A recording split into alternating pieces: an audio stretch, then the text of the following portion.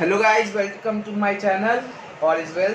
तो पिछले क्लास में हम लोगों ने कवर किया था हमें वेक्टर क्वांटिटी किसे कहना है और स्केलर क्वांटिटी किसे कहना है, उन दोनों को हम कैसे डिफ्रेंशिएट करेंगे, ये सब बातें हम कर रहे थे। वन डायमेंशन मोशन को कैसे रिप्रेजेंट किया जाता है, वन डायमेंशन मोशन होता क्या है, हम लोग कैसे बात करें, बोल सकते हैं कि एक बॉडी रेस्ट पर है, एक बॉडी मोशन पर है। ये सब छोटी बातें हमने की थी पिछले लेक्चर में।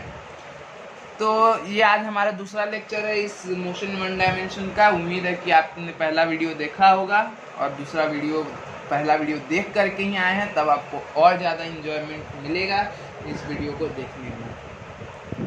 ठीक है, तो हम लोग इस लेक्चर को शुरू करेंगे। आज हम लोग कवर करना चाहेंगे, ऐसा कि आप लोग टॉपिक देख सकते हैं स्क्रीन के ऊपर, डिस्प्लेसमेंट और डिस्टेंस के बारे में हम लोग बात करने जा रहे हैं। तो पहले तो हम लोग सोचेंगे कि आखिर डिस्प्लेसमेंट और डिस्टेंस में क्या है। दोनों तो हम लोग का एक लेंथ बता रहा है जो हम लोग कवर कर रहे हैं, चाहे जो हम लोग डिस्टेंस ट्रैवल किए हैं वो दोनों मैग्नीट्यूड सेम रहता है, यूनिट सेम रहता है। तो दोनों को डिफ्रेंशिएट आखिर करता क्या है।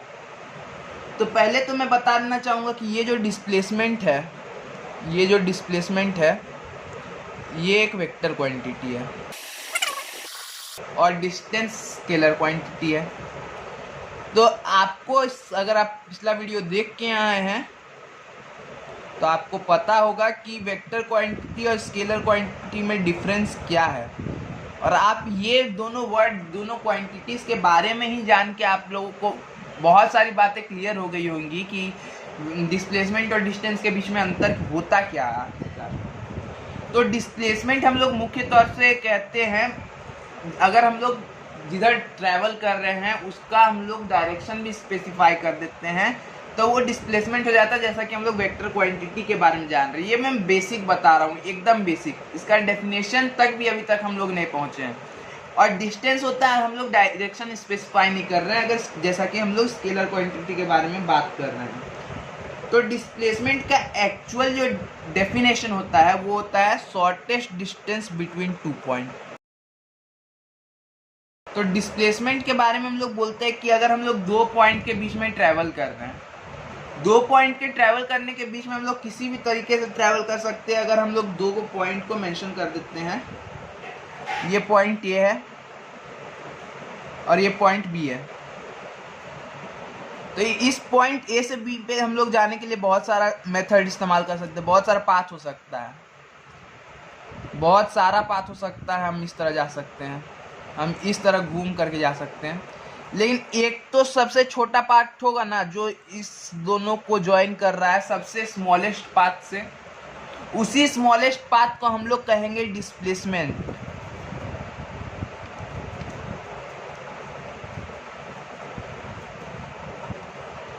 उसी स्मॉलेस्ट पाथ को हम लोग डिस्प्लेसमेंट कहते हैं।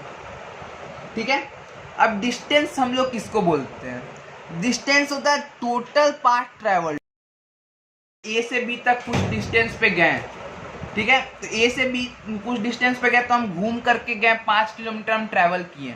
अगर हम लोग देख रहे हैं ए से बी के, अगर हम लोग इस पाथ से जा रहे हैं तो 5 किलोमीटर ट्रैवल कर रहे हैं, और यहाँ से जा रहे हैं तो अब मैं मानने को कह रहा हूँ, ऐसा नहीं है कि मैं छोटे से कॉपी में आपको 5 किलोमीटर बना के दिखा सकता हूँ। तो ए से बी तक मैं अगर सबसे छोटा रास्ता से जा रहा हूँ जो कि एक स्ट्रेट लाइन दोनों कनेक्ट करते हुए, तो वो सबसे छोटा रास्ता है, उस पर हम लोग को डायरेक्शन भी स्पेसिफाई करना पड़ेगा कि हाँ हम ए से बी पे जा रहे हैं, तो हम यहाँ पे हम लोग टुवर्ड्स राइट जा रहे हैं, तो ये डायरेक्शन के साथ स्पेसिफाइड होता है और ये डिस्प्लेसमेंट होता है। टोटल पाथ ट्रैवल है कि अगर हम लोग ए से बी पे जा रहे हैं, बहुत ज़्यादा घूम के गए, चाहे दूसरा पाथ से गए या स्ट्रेट पाथ से गए, ठीक है, तो उसमें हम लोग डायरेक्शन स्पेसिफाई करेंगे कि हाँ हम ए से बी गए, तो फिर हम लोग किधर गए, किस डायरेक्शन से होते हुए गए, उतना हम लोग को स्पेसिफाई करने की ज़रूरत नहीं रहता है। डिस्टेंस हम लोग सिर्फ बोल देते हैं कि कितना बॉडी ट्रैवल किया, तो 5 किलोमीटर ट्रैवल किया। ठीक है, ये हुआ इसका बेसिक डेफिनेशन। आप बुक में पढ़ेंगे तो डेफिनेशन और बढ़िया से दिया हुआ रहेगा, बट आपको एक्सप्लेनेशन के लिए इतना इनफ था। हम लोग जानते हैं कि डिस्प्लेसमेंट का और डिस्टेंस दोनों का ऐसा यूनिट सेम होता है जो कि मीटर्स में होगा। तो हम लोग को ऐसा यूनिट इसका मालूम है, सीजीएस यूनिट सेंटीमीटर होता है, सीजीएस यूनिट सेंटीमीटर होता है। ये सब बेसिक बातें थी। अब हम लोग कुछ डिफरेंस पढ़ेंगे डिस्प्लेसमेंट और डिस्टेंस के बारे में।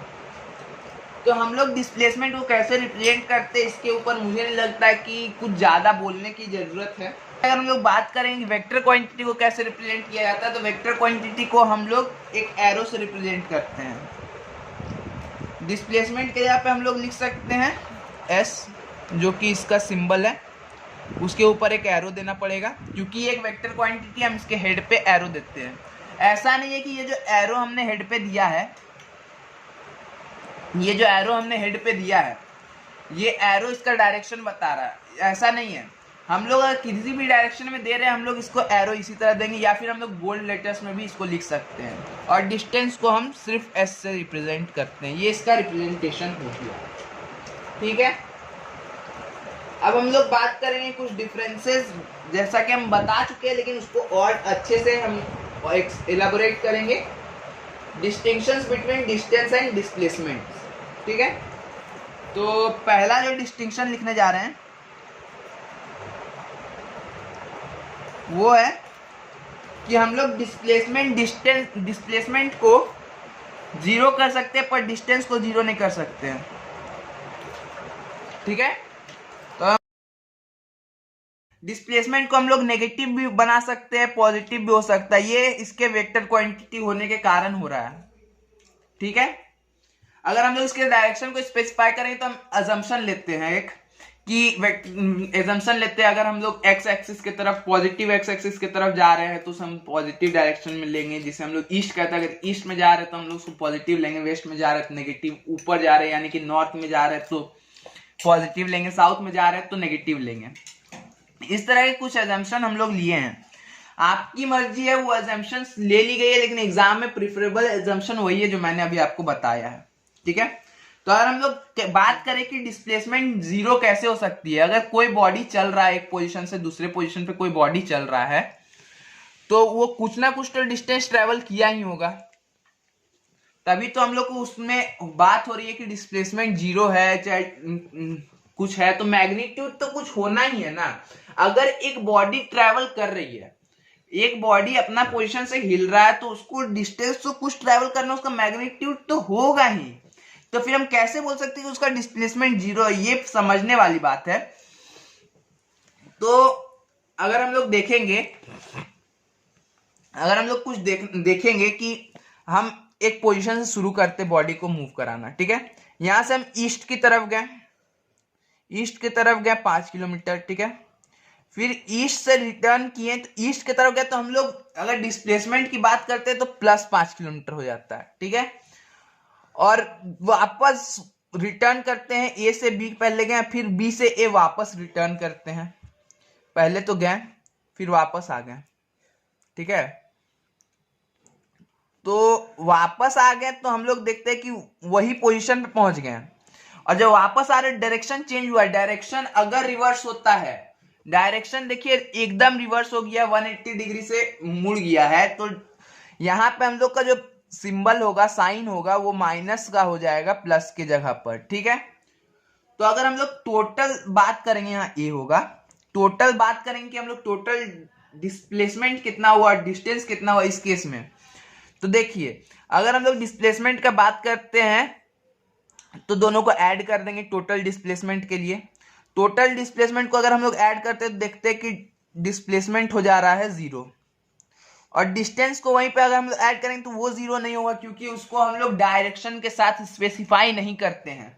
अगर इसको हम डायरेक्शन के साथ स्पेसिफाई नहीं करते तो ये 0 हो ही नहीं सकता।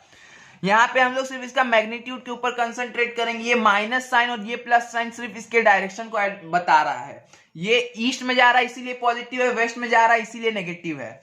सिंबल का मैग्नीट्यूड से कोई कनेक्शन नहीं है। तो दोनों को अगर हम लोग ऐड करते हैं तो अगर हम लोग डिस्टेंस निकालते तो ये 0 नहीं होगा बल्कि ये 10 होगा, ठीक है। आई होप कि आपको ये कंसेप्ट क्लियर हो गया होगा। उसके बाद हम लोग बात करेंगे कि कौन बड़ा होता है, ठीक है ना। अगर हम लोग बात करेंगे, देखेंगे कि डिस्प्लेसमेंट जो होता है, अब ऐसा क्यों होता है, डिस्प्लेसमेंट डिस्टेंस से लेस क्यों होता है। तो हम लोग डिस्प्लेसमेंट का अगर डायरेक्शन डेफिनेशन याद करेंगे तो हमने बोला था कि वो शॉर्टेस्ट डिस्टेंस होता है, ठीक है ना। ये इक्वल भी हो सकता है, डिस्प्लेसमेंट और डिस्टेंस बराबर हो सकता है। अगर हम ए से बी कोई पाथ जा रहे हैं, ठीक है ना, तो डिस्प्लेसमेंट तो फिक्स है उसका डिस्प्लेसमेंट चेंज नहीं हो सकता। हम ए से बी गए, डायरेक्शन स्पेसिफाइड है, ए से बी गए, वो डायरेक्शन है उसका, ए टू बी डायरेक्शन है। वहां से शॉर्टेस्ट डिस्टेंस उसका एक ही होगा, जो सबसे छोटा रास्ता होगा वो एक ही होगा। ए से बी फिर हम घूम के गए, ठीक है। तो यहाँ देखते हैं कि अगर जहां भी हम डिस्टेंस थोड़ा सा भी ज्यादा करते हैं डिस्प्लेसमेंट से तो वो बड़ा हो जाता है, लेकिन अगर हम ए से बी तक उससे छोटा रास्ता, डिस्प्लेसमेंट से छोटा रास्ता नहीं हो सकता। तो या तो हम डिस्टेंस उससे बड़ा होगा या तो उसके बराबर होगा। अगर हम लोग डिस्प्लेसमेंट के रास्ते पे ही चल के जाते हैं, दो रास्ता है, एक रास्ता उसका डिस्प्लेसमेंट है, एक है जो उससे डिस्प्लेसमेंट से थोड़ा बड़ा है।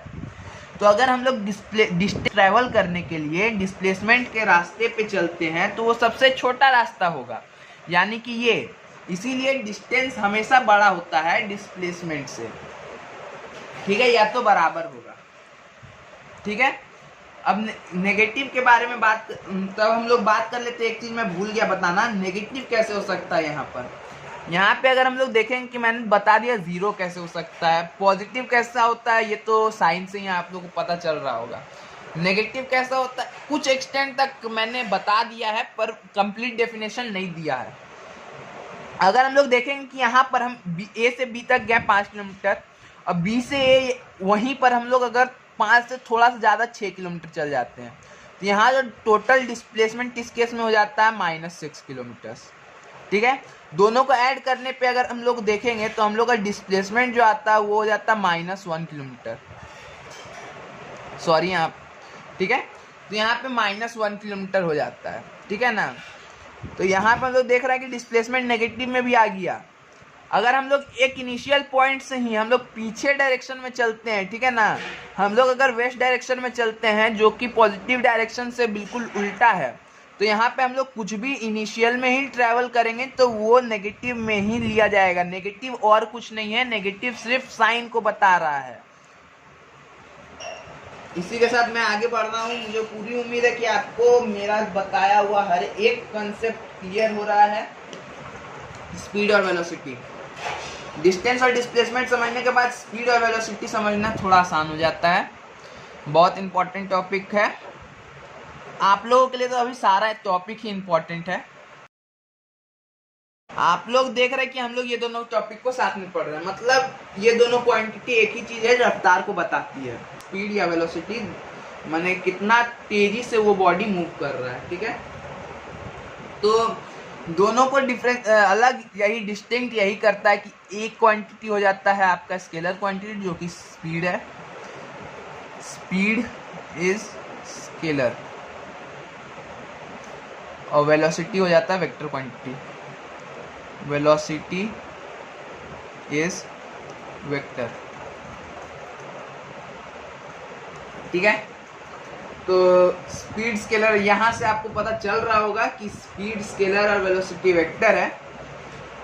तब स्पीड के लिए हम लोग जब भी स्पेसिफाई करेंगे तो डायरेक्शन हम लोग दोनों मैग्नीट्यूड यूनिट दोनों का सेम होगा, लेकिन अगर हम लोग स्पीड के साथ उसका हम लोग डायरेक्शन को स्पेसिफाई कर देते हैं तो वो वेलोसिटी बन जाएगा। डायरेक्शन स्पेसिफाई नहीं करते हैं तो वो स्पीड रहता है, ठीक है।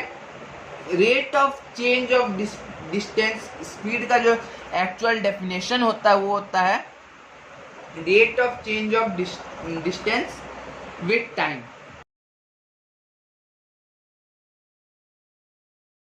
तो अगर हम लोग जिस रफ्तार से डिस्टेंस चेंज हो रहा है उसको हम लोग स्पीड बोलते हैं। जहां भी रेट ऑफ इस्तेमाल होगा वहां पे हम लोग टाइम से डिवाइड करते हैं। ये एक छोटा सा चीज है। Speed is equal to distance, जो कि हम लोग एस से रिप्रेजेंट करते हैं। स्पीड को जनरली हम लोग वी से रिप्रेजेंट करते हैं, लेकिन यहाँ पर मैंने एस लिख दिया है तो यहाँ पर डिस्टेंस को मैं डी लिख रहा हूँ अभी।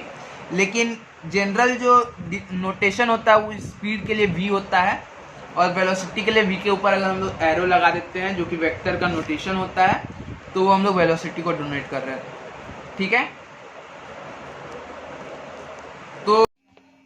तो स्पीड के लिए जो हम लोग नोटेशन इस्तेमाल करते हैं स्पीड के लिए जो नोटेशन इस्तेमाल करते हैं वो होता है v, लेकिन यहाँ पे मैं s से लिख दिया हूँ, ये मेरा एक एरर है। स्पीड पे हम लोग v से इस्तेमाल करते हैं, is equal to distance per unit time, मतलब कि rate of change of distance. यहाँ जहाँ पे भी हम लोग रेट लिखते हैं उसका मतलब होता है डिवाइडेड बाई टाइम, ठीक है। जहाँ पे भी रेट आप लोग देखिए उसका मतलब होता है डिवाइडेड बाई टाइम। अब मैं ठीक है, तो हम लोग वेलोसिटी के ऊपर देखेंगे तो वेलोसिटी एक वेक्टर क्वांटिटी है, जैसा कि मैं मेंशन कर चुका हूँ।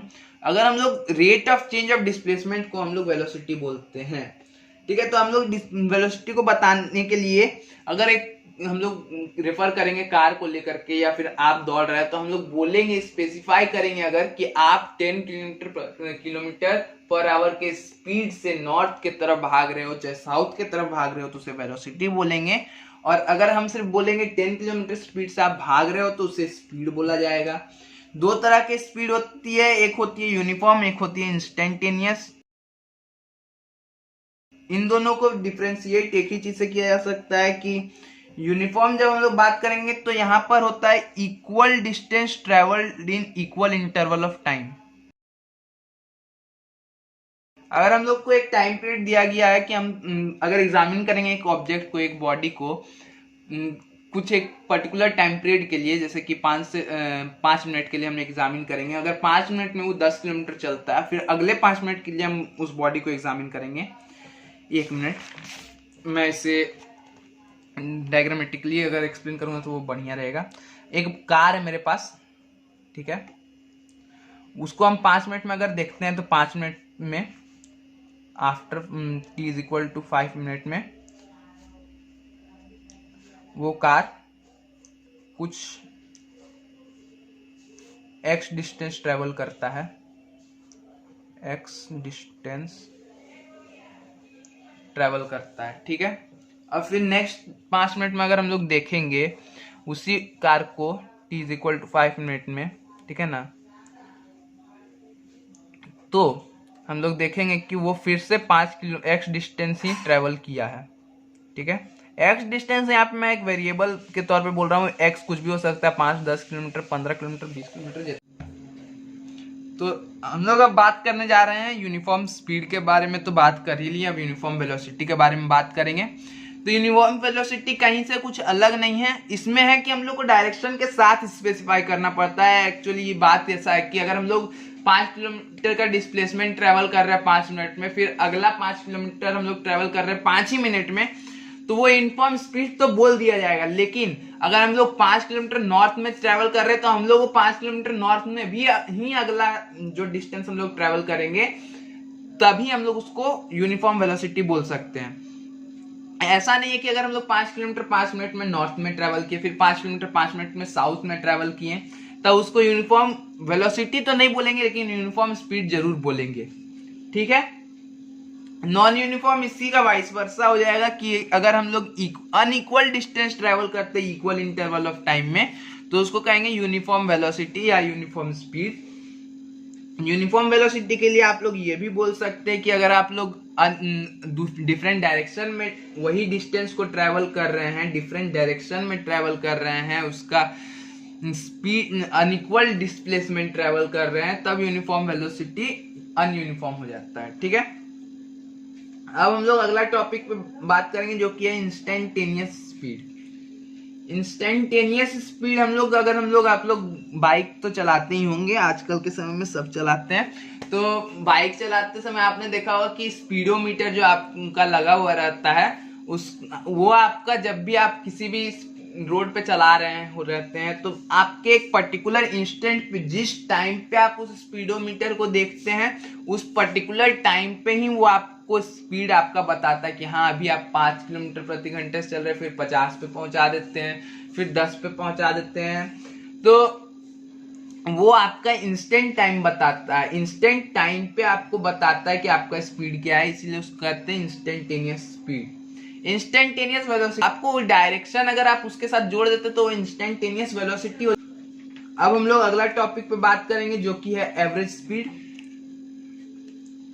मैं यहाँ पे आपको जो भी क्वांटिटी समझा रहा हूँ उसको साइड बाय साइड रख के पढ़ा रहा हूँ ताकि आपको पता चले कि उसके दोनों के बीच में अंतर क्या है, डिफरेंस क्या है, वो साथ में आप ग्रैब करते रहें, ठीक है। एवरेज स्पीड और एवरेज वेलोसिटी ये लास्ट टॉपिक होगा हमारा आज का, एवरेज स्पीड। तो एवरेज स्पीड के बारे में बात करेंगे तो ऐसा नहीं है कि हम लोग जो अर्थमेटिक मीन निकालते हैं, जितना भी क्वांटिटी दिया हुआ उसको ऐड कर देते हैं तो हम लोग का जो एवरेज निकलता है वो यहाँ पे हम लोग उसके बारे में बात नहीं करेंगे। यहाँ पे एवरेज वेलोसिटी स्पीड जो होता है वो होता है average speed is equal to total distance divided by total time, ठीक है। तो जितना भी आप टोटल एक टाइम इंटरवल में देखते हैं, जितना आप अगर एक टाइम इंटरवल को एग्जामिन करते हैं, ये टाइम जो भी है टाइम टोटल टाइम इंटरवल होगा, इंटरवल जितना आप अगर एक टाइम इंटरवल को एग्जामिन करते हैं, टाइम इंटरवल पे देखते हैं तो कितना डिस्टेंस आपका बॉडी ट्रेवल कर रहा है, वो दोनों को डिवाइड करने पे आपको एवरेज स्पीड मिलता है, ठीक है। ऐसा नहीं कि आपने 10-15 स्पीड निकाल लिए, उन लोगों का एवरेज निकाल लिया तो एवरेज स्पीड उसे नहीं बोला जाता है। तो एवरेज वेलोसिटी भी इसी तरह का है। एवरेज वेलोसिटी का जो फॉर्मूला हो जाता है वो हो जाता है एवरेज वेलोसिटी जो होता है वो हो जाता है total displacement divided by total time interval. मैं देखता हूँ अब शायद आ रहा होगा, ठीक है।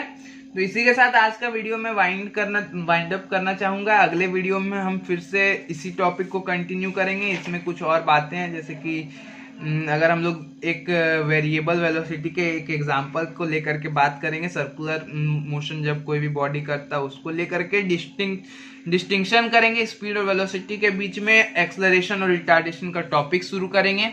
तो इसी के साथ आज का वीडियो मैं खत्म करूंगा। Thank you.